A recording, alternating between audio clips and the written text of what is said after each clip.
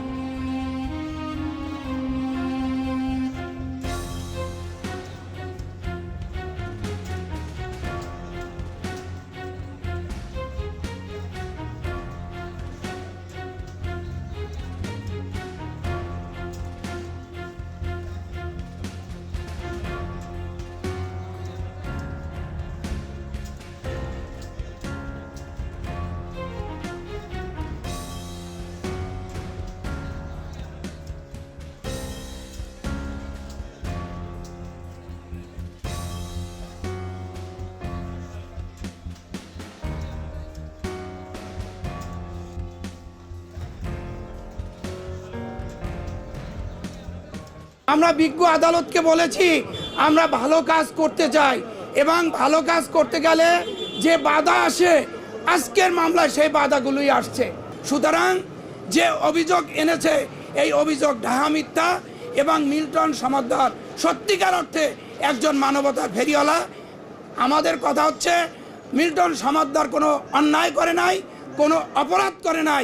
সুতরাং মিল্টনকে যে রিমান্ড দেওয়া হলো এই রিমান্ডেও ইনশাল্লাহ সে নিরপরাধ প্রমাণ হয়ে চলে আসবে। বিভিন্ন জায়গায় কাটা, পেট কাটা, কেউ হাঁটু কাটা, কেউ শরীরের বিভিন্ন জায়গায় অঙ্গ প্রত্যঙ্গ কাটা, এই জিনিসগুলি সে করেছে। এনারা দেশের শত্রু, সমাজের শত্রু, ভালো মানুষের মুখোশ পরে তারা এই ধরনের অপকর্ম তারা করে যাচ্ছে। যেহেতু এই ঘটনার সাথে তার স্ত্রীও জড়িত এবং এই ঘটনার সাথে আরও কারা কারা জড়িত যে সেগুলো বের করতে হবে, কারণ এরা দেশের শত্রু, সমাজের শত্রু, ভালো মানুষের মুখোশ পরে তারা এই ধরনের অপকর্ম তারা করে যাচ্ছে।